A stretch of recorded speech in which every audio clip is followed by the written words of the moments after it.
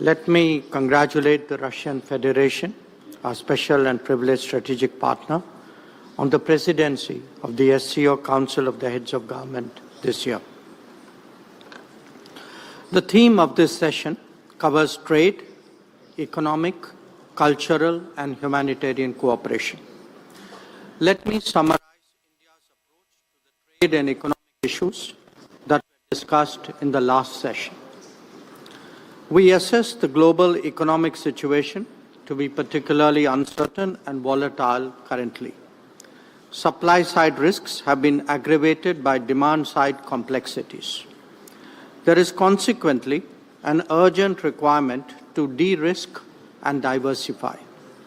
This is best done by as many of us forging the widest possible economic links.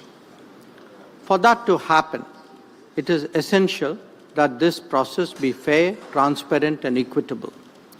India's endeavors to conclude free trade arrangements with many of you here are relevant. Regarding culture, India's long-standing historical ties with SCO members makes it particularly pertinent.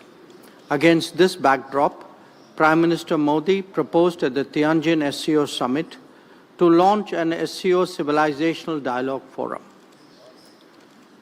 As a civilizational state, India strongly believes that people-to-people exchanges lie at the core of any genuine relationship.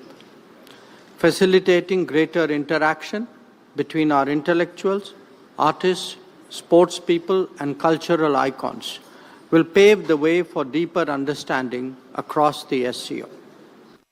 We also have a growing record of collaborative activities with regard to cultural exchanges. The exposition of sacred Buddhist relics in many of your countries is a notable example. India is also willing to extend its considerable experience of heritage conservation in Southeast Asia to Central Asia.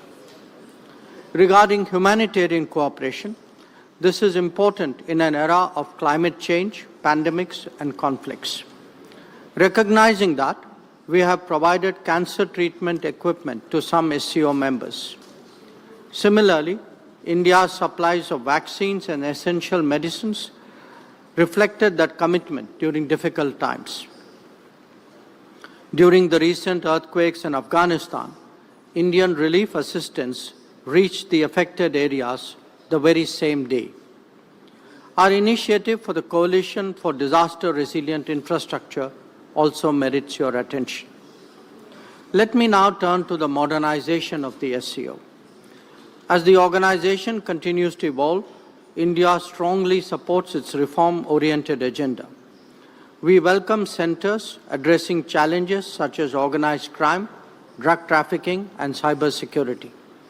As the organization becomes more diverse, the SCO must be more flexible and more adaptable. To this end, the long-delayed decision to make English an official language of the SCO must be prioritized. Colleagues, Excellencies, we all recognize that the SCO must keep up with contemporary changes. That must be reflected in fresh thinking and new collaborations.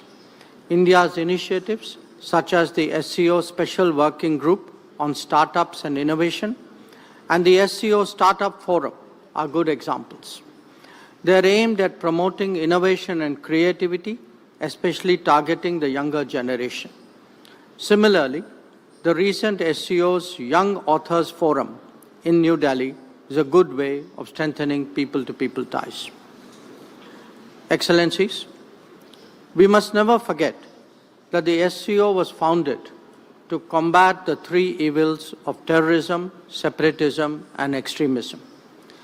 These threats have become even more serious in the years that have passed. It is imperative that the world displays zero tolerance towards terrorism in all its forms and manifestations. There can be no justification, no looking away, and no whitewashing. As India has demonstrated, we have the right to defend our people against terrorism and will exercise it. In conclusion, India believes that SCO must adapt to the changing global landscape, develop an expanded agenda, and reform its working methods. We will contribute positively and fully to these objectives. I thank you. If you like this video, then like, share and subscribe to Mirror Now.